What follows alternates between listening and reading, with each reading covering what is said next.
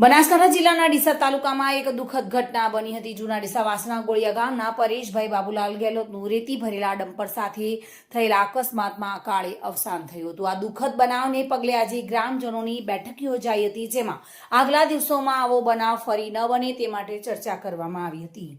ડીસા તાલુકાના જૂના ડીસા વાસણા ગોળિયા તેમજ આજુબાજુના ગામોના ભાઈઓ અને બહેનો મોટી સંખ્યામાં ગોળિયા માતાજીના મંદિરે એકત્રિત થયા હતા। પરેશભાઈ બાબુલાલ ગેહલોતના અવસાન બાદ ગ્રામજનોમાં ભારે આક્રોશ જોવા મળી રહ્યો છે। બેઠકમાં સૌએ એક મતથી નક્કી કર્યું છે કે જૂના ડીસાથી સદરપુર સુધી રેતી ભરેલા ટ્રકોની અવરજવર પર રોક લગાવવા યોગ્ય બંદોબસ્ત કરવો જરૂરી છે। સાથે જ આવો બનાવ ફરી ન બને તે માટે તંત્ર દ્વારા કડક પગલાં લેવામાં આવે તેવી માંગ પણ ઉઠી છે। ગ્રામજનોનું કહેવું છે કે આપણા પરિવારોનો એક દીવો ઓલવાઈ ગયો છે, પરંતુ ફરી આવો કોઈ દીવો ન ઘરમાં ઓલવાય તે માટે સૌએ એકતા સાથે આગળ આવીને લડત આપવી પડશે। મીટિંગ બાદ ગ્રામજનોની એકતા સાથે નક્કી કરાયું કે આવનારા દિવસોમાં જાગૃતિ અભિયાન શરૂ કરવામાં આવશે। તો બીજી તરફ ડીસાના ધારાસભ્ય પ્રવીણ માળી દ્વારા પણ જિલ્લા કલેક્ટરને ભલામણ કરવામાં આવી છે। તારીખે એક ઘટના બની જે જૂના ડીસા સુધીના જે ડમ્પરો રેતીના ચાલે છે એ બંધ કરવા માટે આજે અમે ભેગા થયા હતા। 18 તારીખ પર આપણીમાં મૃત્યુ થઈ હતી એક્સિડન્ટના ડમ્પરોના લીધે।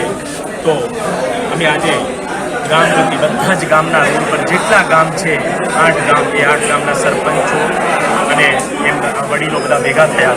અમારી સરકાર અને તંત્ર જોડે એક જ માંગ છે કે જૂના ડીસાથી સદરપુર આ રોડ ઉપર ટ્રકો ન ચાલે। નદીમાં જે પહેલાં 2024માં જે પરિપત્ર જાહેરનામું બહાર પાડ્યું હતું કલેક્ટર સાહેબે એ રસ્તે ચાલે। બસ અમારી એ જ માંગ છે, એક જ માંગ છે, બીજી કોઈ માંગ નથી। અને પ્રશાસન અમને સાથ આપે, સહકાર આપે।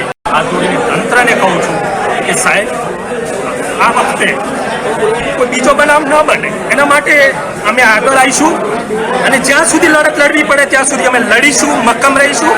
તંત્રને જ્યાં સુધી અમે એમનો સામનો કરીશું ત્યાં સુધી કરીશું। ભલે અમે મરી જઈએ કે રહીએ, પણ બીજા ઘરનો આ ડમ્પરિયાઓના લીધે અમે કોઈનો ઘરનો દીવો નહીં ઓલાવા દઈએ। તો ડીસાના જૂના ડીસામાં થયેલી આ દુઃખદ ઘટનાએ ગ્રામજનોમાં ભારે આક્રોશ ફાટી નીકળ્યો છે। સમગ્ર ગ્રામજન મંગળવારના રોજ ડીસા પ્રાંત અધિકારીને આવેદનપત્ર પણ પાઠવવાના છે। ત્યારે ગ્રામજનોની માંગ છે કે તંત્ર તાત્કાલિક કડક પગલાં ભરે, તેથી આવનારા દિવસોમાં કોઈ નિર્દોષનું જીવન આ રીતે ન બુઝાય।